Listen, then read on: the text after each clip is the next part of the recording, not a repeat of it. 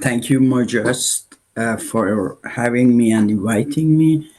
So, as you introduced me kindly, I am Shadi AMIN, she, her, they, them. So, I talk in behalf of Six Rank. Six Rank is a lesbian and transgender network which was established in 2010.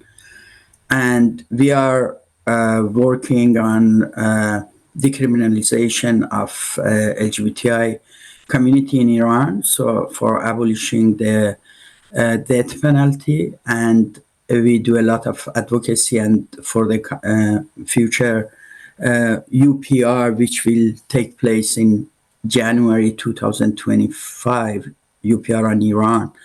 We will be in Geneva. So Six Rank has published a lot of reports about the situation of LGBT community in Iran and for example, conversion therapy and the arbitrary arrest of LGBTI individuals. And what I am missing is most of the time the inclusivity in reports of international organizations who have the possibility and the resources to do so. I'm so disappointed when we talk about Iran, Iraq, Pakistan, Afghanistan. Some of these countries, they will not be included in Middle East and not in Africa. In none of them is Iran included, and unfortunately we face with a lot of unequal treatment from the international community, because a lot of funders, they say Iran is not in our program because we are Middle East and Central Asian, or they are Asian, and then again is Iran is not included. So this is something that I wanted to mention before I start my speech, which is focused on the situation of LGBTI community currently in Iran. So no more silent, no more hidden. 2 years ago, a 22 years old Iranian Kurdish woman, Gina Mahsa Amini, was forcibly taken into custody by the morality police for not wearing a proper hijab and fell into a coma a few hours later. Her death, resulting from what happened to her at the hands of the morality police during those hours, triggered the nationwide Women Life Freedom Revolution, Zan Zendegi Azadi. The world witnessed the bravery of young revolutionary women as they boldly cut their hair, burned their scarves, and demanded fundamental change in Iran. Many have been injured, arrested, tortured, and killed. When I think of the revolution and its symbol, Women Life Freedom, alongside queer life freedom, I realize that this movement is unlike anything we have seen before in Iran. The Women Life Freedom, Janjian Azadi revolution has been a turning point for the visibility of the LGBTI community in Iran. We saw how involved and active young LGBTI members were during the revolution. From protesting on the streets and tagging walls with pro-LGBTI and pro-freedom slogans, to voicing their frustration and anger about the LGBTI situation in Iran on online platforms. Numerous LGBTI members were arrested and killed during this time. But what do we want, and what are our demands? To explain this, I need to clarify the legal context of Iran for those who may not know that it is one of 7 countries where consensual same-sex conduct can still be punished by death. Homosexuality.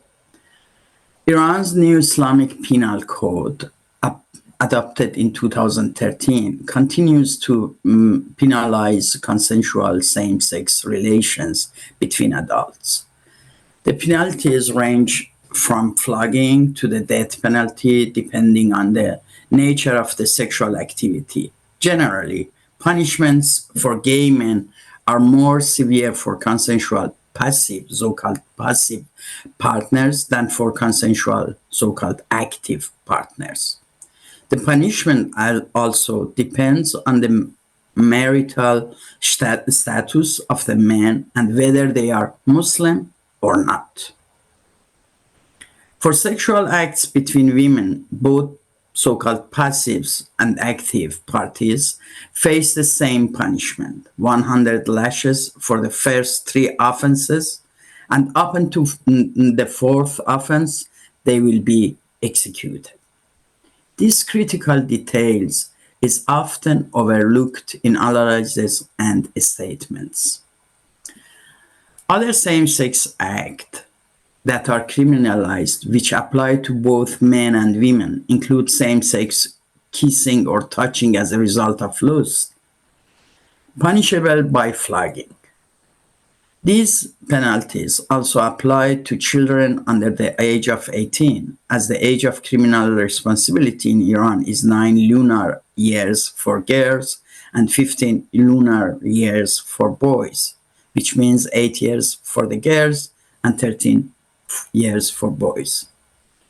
There are no laws in place to prevent discrimination based on sexual orientation. You can be assured that same-sex civil unions and marriages are forbidden, and same-sex couples are prohibited from adopting children. This is far from our demands. Our current goal is to abolish the death penalty for our love and to achieve visibility in society, as well as to realize all our human rights based on the Yogyakarta principles. We seek a normal life, one where we can go shopping together, choose our clothing, and take pictures without hiding, free from the constant stress of forced outings, arrests, sexual assault, cyber attacks, or the threat of being sentenced to death. These are words from M. 21-year-old lesbian from Zahedan, Balochistan. Gender identity. Additionally, there are no laws that protect against discrimination based on gender identity. Transgender individuals are classified as having a medical condition known as gender identity disorder, which is viewed as curable through gender reassignment surgeries. The government permits and supports GRS, though it is reported to be a lengthy process involving degrading procedures and substandard surgeries. Many LGBTI individuals, including those who do not identify as transgender, feel pressured to undergo GRS to avoid criminalization, even from families, from their own families. The law also imposes penalties on those considered to have committed a haram, sinful act, which may apply to women and men who do not conform to expected or culturally accepted behaviors for their gender. But if you challenge the lobbyists of the Islamic Republic, who are unfortunately prevalent on social media and in academia, they will respond, yes, it exists in the law, but how many executions have there actually been for consensual same-sex conduct over the years? They are correct. The Iranian judiciary system is not transparent, and we lack precise statistics on this issue. The same problem exists with conversion therapy. We have no data on how many children undergo these inhuman treatment methods, such as electroshock therapy, and remain on psychotropic medications for their entire lives. Additionally, we do not have accurate statistics on how many individuals from our community die by suicide or are killed by male family members. But we know of dozens of individuals who have lost their lives in various ways due to hate-motivated crimes. Thanks to social media, we know their names and have seen their pictures. Yet, the lack of queer inclusive UN treaty bodies and international criminal law has prevented us from achieving justice for them. However, when we say that forcing a group of people to disappear from society is a crime against humanity, we understand the extent of the crime and violence that LGBTQ individuals endure under the continual fear of punishment or execution. As our report, War on Bodies and Minds, indicates, and as confirmed by the UN Fact-Finding Commission investigating the crimes during the mass Shadi AMIN protests, the LGBTI community has faced gender persecution, which entails severe torture and violence based on their sexual orientation or perceived sexual orientation, as well as their gender identity or expression. This includes instances of sexual torture resulting from these factors. The LGBTI community in Iran understands that under the Islamic regime, they will never be able to live in peace, feel safe, or fully express their love. However, this awareness motivates and inspires LGBTI members to push for change by actively participating in protests and voicing their anger and dissatisfaction.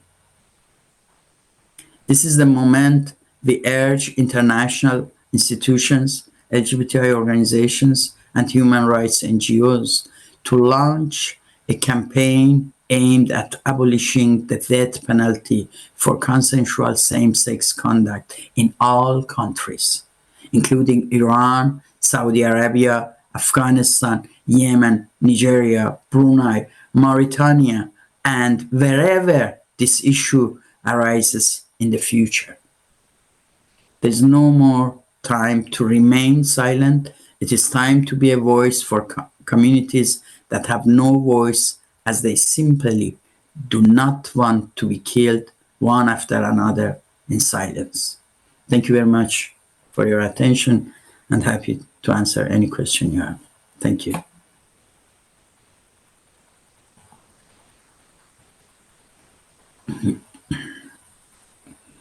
So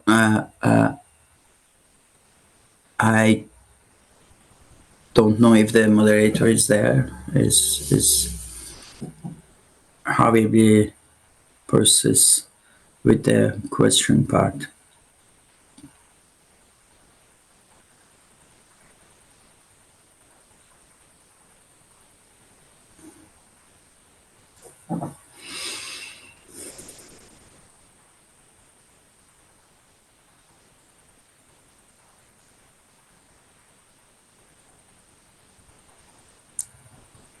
So maybe I can add something. We have since now it is 9 years that we established a online counseling center, which is in the region is one of the unique form of counseling we established 9 years ago, and we are giving this service for the mental health of the community in Iran in last 9-10 years with a huge success, because we are helping and supporting thousands of Iranian young LGBT people through this online service. And we started about 3 years ago to give legal support in our counseling center too. And so I am sure that you heard about a lot of cyber attack that sixth rank, and in particular me as a person, uh, are suffering under that. So we receive in one action in Twitter and Instagram more than 25,000 death threats and assaulting comments. So what Russia said about the attacks in cyber spaces is something that I feel with all my yeah, I know what is the effect of this kind of attacks, which are organized most of the time from the authorities and will use from the people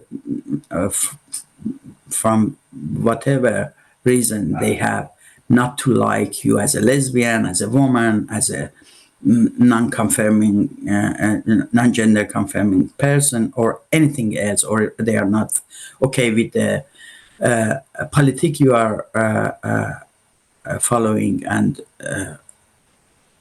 acting for.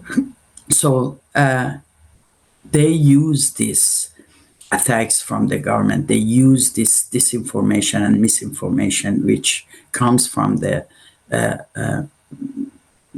Iranian government against you in every moment they need it. It is not, and the person who has this experience can confirm that it makes you sick. It is not about offline attacks after online attacks, or that they will be in danger from the other homophobic forces. It is about you. When you read these comments, when you see this and you know that you are alone, and your possibilities, your resources, they don't help you to fight and struggle. All these mechanisms they use to attack you. So this is very hard to see that even in our community, the persons who support these attacks or are involved in such attacks against the other members of the community will not take to accountability. They should be accountable. The community cannot only see all the problems from the governments, from the homophobic church or mosques or religious institutions or other organs. We have to be careful with our behaviors, with our to keep our solidarity, to be able to fight all this dangerous method that the governments use. So I am very happy that we could have the support of ILGA for a lot of cases we faced with execution cases in Iran and cyber attacks. ILGA, All Out, PEN, I want to thank all of them for their efforts to support Sixth Rank for being able to continue their struggle. Thank you very much. Thank you for your question. Allow me to answer in English. Well, crimes outside the state authorities happens all around the world. The most famous ones that you've just mentioned were the ones of the Islamic State.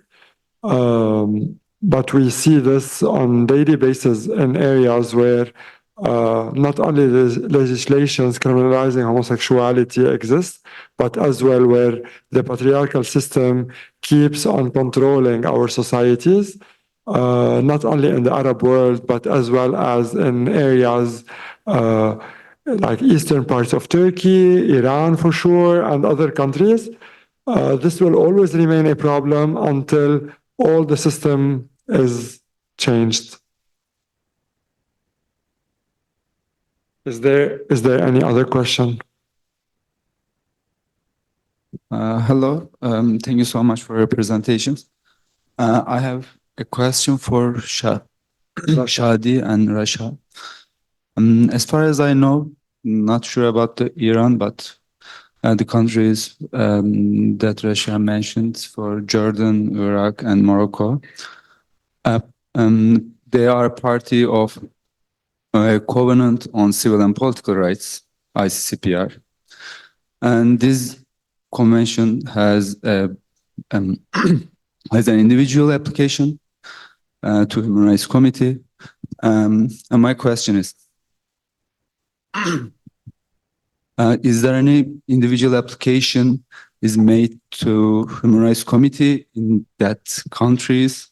And if yes, what kind of case law is accumulated in Human Rights Committee? And if still the answer is yes, and still yeah, this view of Human Rights Committee can may deter the country's attitude towards LGBT people. Thank you.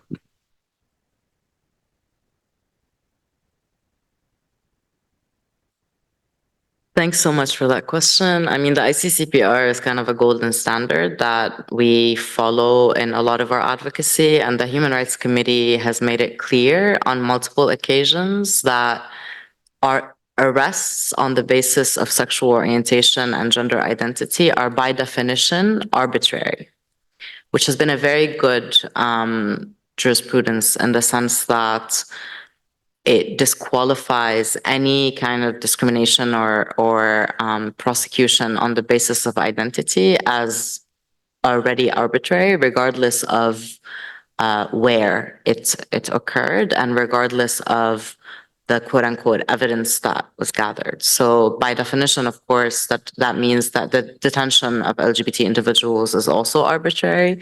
And that means that any violations that occur in detention are unlawful. Not that violations of human rights in detention are ever lawful, but this kind of judgment by the Human Rights Committee is something that we cite a lot. The issue is that, you know, as you said, all of these states are a party to the ICCPR. All of them have to respect individual rights to privacy, non-discrimination, equality, etc. However, we see over and over again when it comes to international law standards that countries, and I'll give the example of Lebanon, use an exception to the ICCPR, which is the public morals exception, because the ICCPR does say, and this is of course taken completely out of context, but it does say that unless it conflicts or sorry?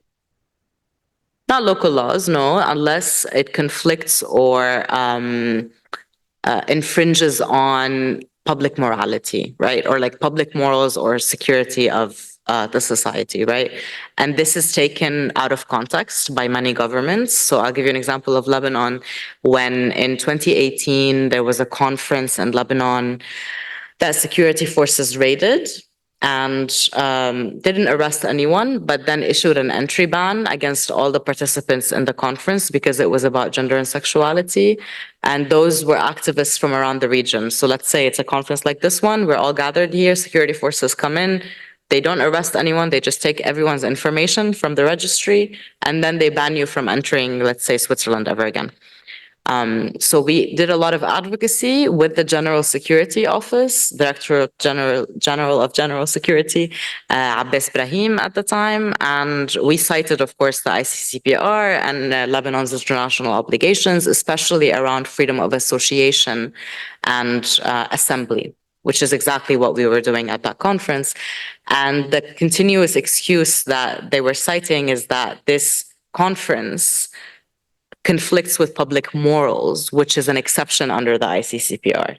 So that's not to say that not anything is wrong with the treaty itself, but it's more of how abusive governments use these clauses and exceptions in order to justify cracking down on organizing around gender and sexuality or completely disregarding international law. I'm sorry, just a quick to complete these things. So what you are saying is when some people individually apply to the Human Rights Committee say that okay, there's a reservation that I cannot look at it. No, there is intervention, yes, but I think the rhetoric becomes quite of oppositional of like, no, but we're saying there's a public morals exception to the ICCPR, which is what for example, the General Security was using. However, of course, the ICCPR has made clear and the Human Rights Committee over and over and over that public morals are not an excuse to crack down on civil society or to attack marginalized individuals. That said, it's still that kind of legal ambiguity that like these kind of ways that abusive governments will always try to discredit or justify their actions, even though the international standard is very clear. Public morals are never an excuse.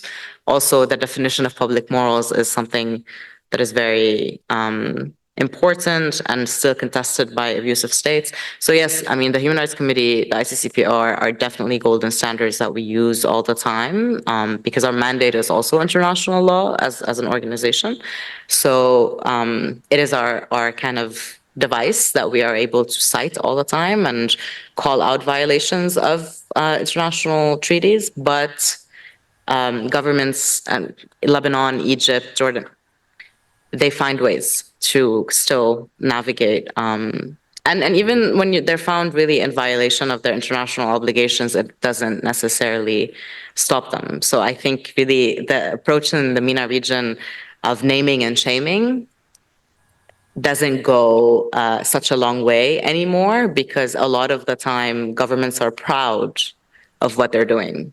And they're kind of using the plight or the rights of LGBT people as a scapegoat to justify much larger issues like economic neglect, political unrest, inequality in society, the lack of service provisioning such as electricity, water, etc. It's all, even COVID-19 was blamed on queer people in Iraq. It was the fault of gay people that COVID-19 happened.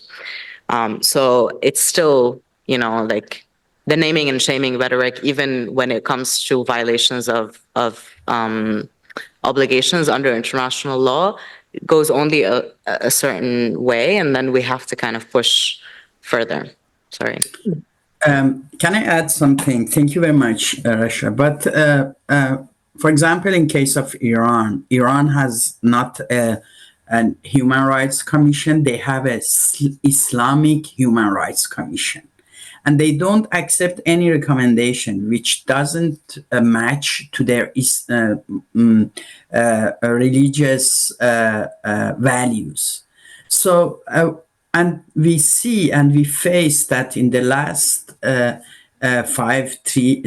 to 5 years, the ICO, Islamic Conference Organization, they have won a lot of powerful position in the UN and other else that they don't even allow, and they asked, for example, UN not to use LGBT flag in front of their building. The Pakistan has written a letter to the Human Rights Commission to remove this flag. And Pakistan did it as representative for ICO. Even ILO was not allowed to use a sentence in a proposal they sent to UN. It was for labor rights, and they had, one of the points was LGBTI rights. And they had to remove it, and they did it. I mean, ICO is, and a lot of Western Human Rights Commission in our advocacy, they say to us they don't want to provocate Islamic Republic. That's why they don't talk about LGBTI rights. This is what we are facing, double standard. Even human rights organization, international human rights organization, they follow a politic. They don't want to work on Iran because they don't want to provocate Islamic Republic.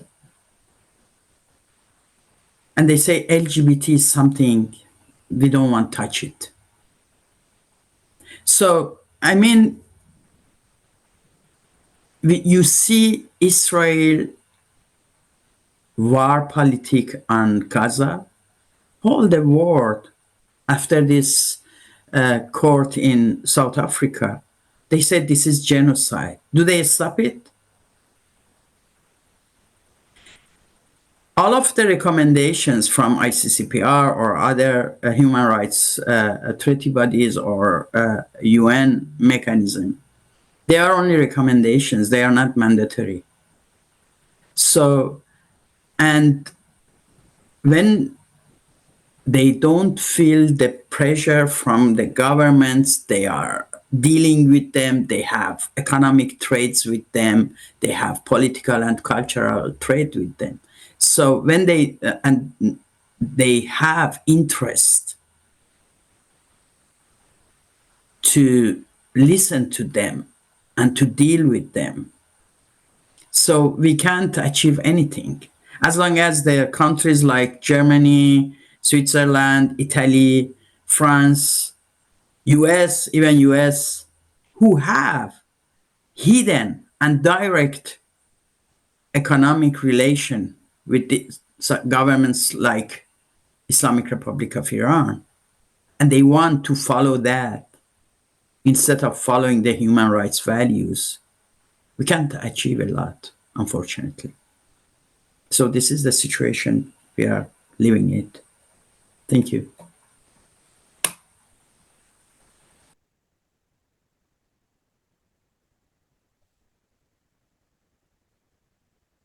Thank you. My name is Gergely Fligov, representing the Council of Europe Committee for Prevention Torture.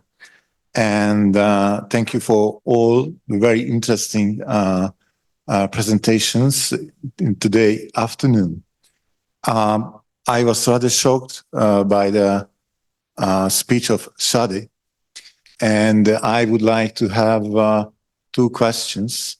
Maybe I'm a complete lay person, but please give me an explanation why the age of criminal responsibility is lower for girls than for boys in Iran, because it is completely ununderstandable for me. This is a huge gender inequality, I think, but maybe I'm a completely lay person. I don't have any experiences in this field and any knowledge, but for me, this is quite shocking. And the second question is related to my professional background, since I'm a psychologist. And I don't understand the reason for using electroconvulsive therapy, as you have mentioned, electroshock, against children.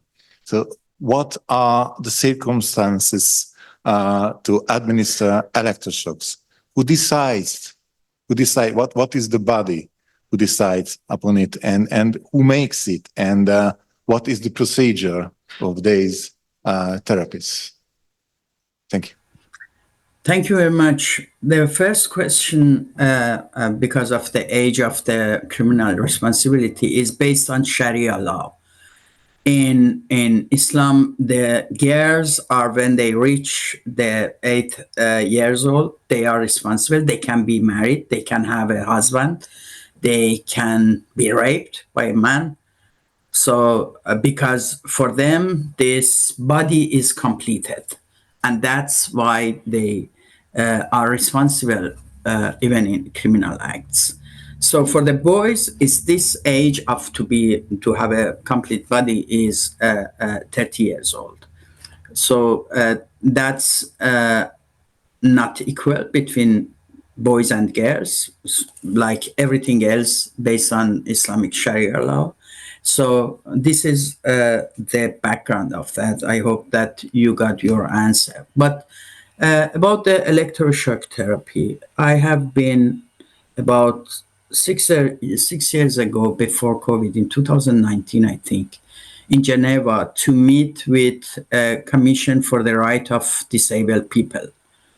So we raised the issue there because a lot of transgender people and gay and lesbian, when they realize that they are different with other friends and classmates, they are attracted on the same sex person. They or transgender persons that they feel they don't want to act in these roles, in gender roles that they are given from the society. They don't want to conform with that. So they talk to their parents, they talk to their friends, and in most of the time, they bring them to a psychologist. The psychologist and the parents are the persons who decide together. And unfortunately, that's why we established the e-counseling center.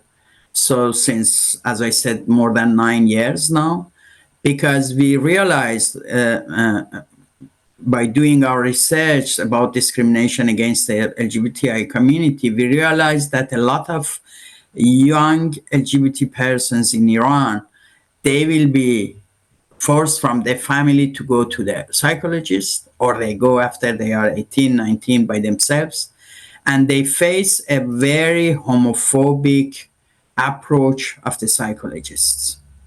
Most of the time, they tell to them as the first sentence, as the first feedback, when the person says about their attraction, sexual attraction, about their feelings, they say, oh, you are a man in the body of a woman, or you are a woman in the body of a man, you are trans, you have to go, there's a solution here. And they try to guide them to reassignment surgeries. So this is one of the points that we face with in psychology system, in health system in Iran. And the other thing is when the person resists and says, no, this is me, and I like my body, I don't want to change. And they suggest the electroshock therapy. And unfortunately, we have cases that they have lost their memory abilities and a lot of other consequences that they have to live with that in their entire life. And we made these examples and cases, we brought it as a submission for the Committee for Rights of Persons with Disability. And this was the first time that LGBTI issues were combined with disability in this commission. And at that time, there was one of the Minister of Health system in Iran, or the assistant of him was there. And he ensured the committee that in Iran, we don't have any shock therapy. We published after that the documentation that shows that a lot of LGBT peoples, they undergo this kind of unhuman therapy in Iran, and nobody cares about that. So unfortunately, yes, we have shock therapy. We have a very strong form of medical therapy against lesbian and gay young people, and we documented it in our report, Conversion Therapy in Iran, so which was published in the same year, I think 2019 or 18. I hope you have the answer you expected.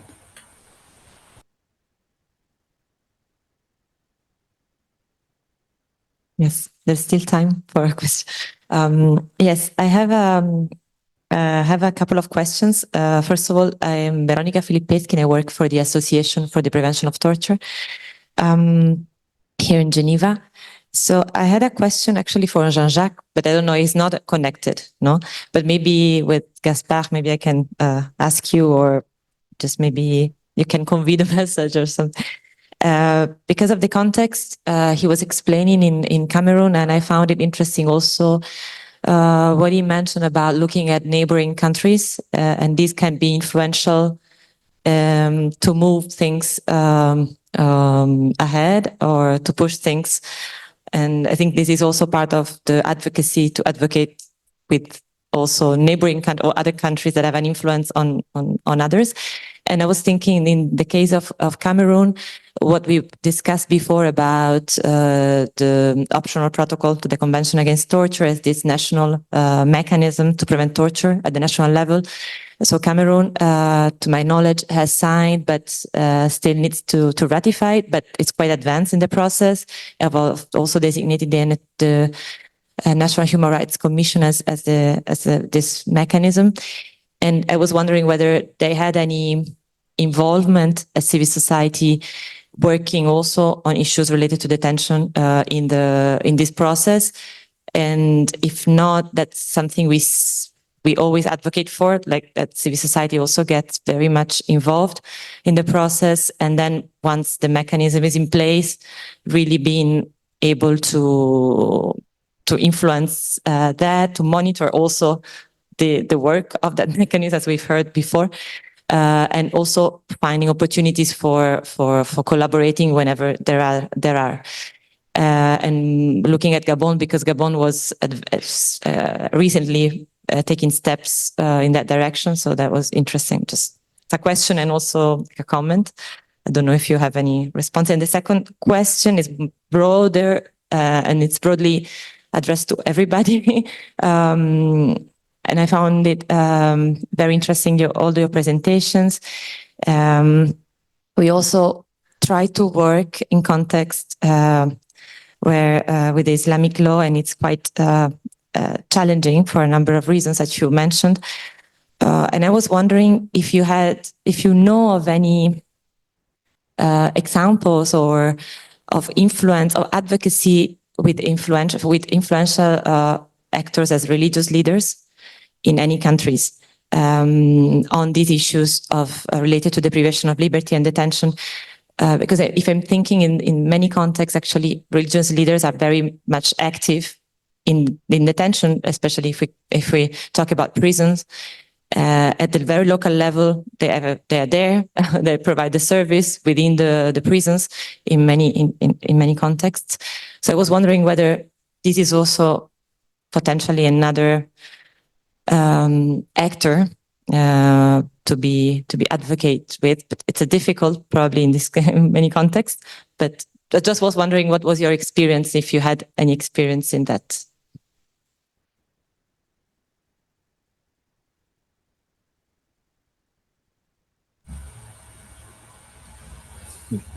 Yeah, for the question to Cameroon context, so sorry to disappoint you, but I'm not at all an expert on Cameroon context, so I'm happy to give you the contact of Jean-Jacques. I know he's been quite active with other activists in other countries, especially in West Africa, in the French-speaking countries, doing advocacy for those questions. But yeah, I should refer to him to have an accurate answer.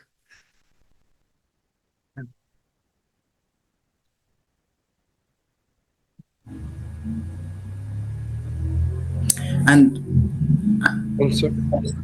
concerning the second question, we believe that religious figures can play a big role. In our example in Lebanon, because we're part as well of the working group to prevent torture, some of the member organizations are religiously led, and they work inside the prisons. And they have a big impact when it comes to working with all the populations inside the prisons without any discrimination. That's because as well of the exchange happening between the organizations and the capacity building when it comes to experts. For example, the APT, when you came, you sensitized all the members on the human rights values that need to be followed when dealing with the prisoners and detainees. Thank you very much for the very important question, because we have the experience with the reformists in Iran, and that a lot of governments and politicians in Western countries, they thought they can deal with the reformists to change and to make a change in Iranian politics. So they failed, because the system, the Sharia law, and the inhuman form of discrimination against women is something you can't change with the same persons, with the same system. And this is something you have to change completely. So, I mean, something what maybe works for Lebanon, it doesn't mean that it works for Iran too. It doesn't mean that we have to use the same tools, even if it is not something that is working in that context. So in Iran, we have a totally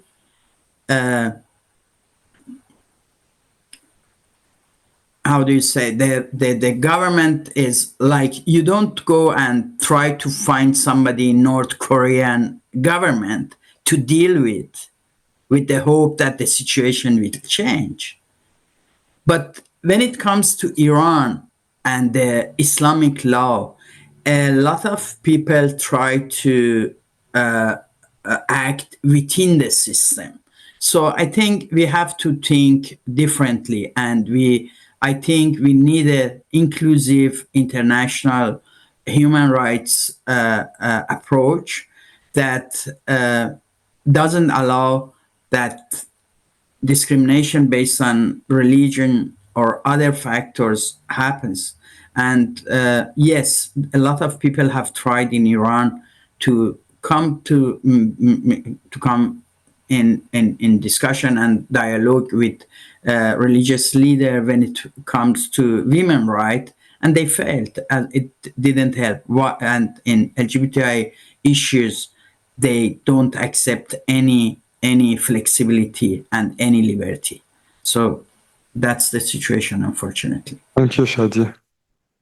Thank you, everyone. Thank you for listening. We'll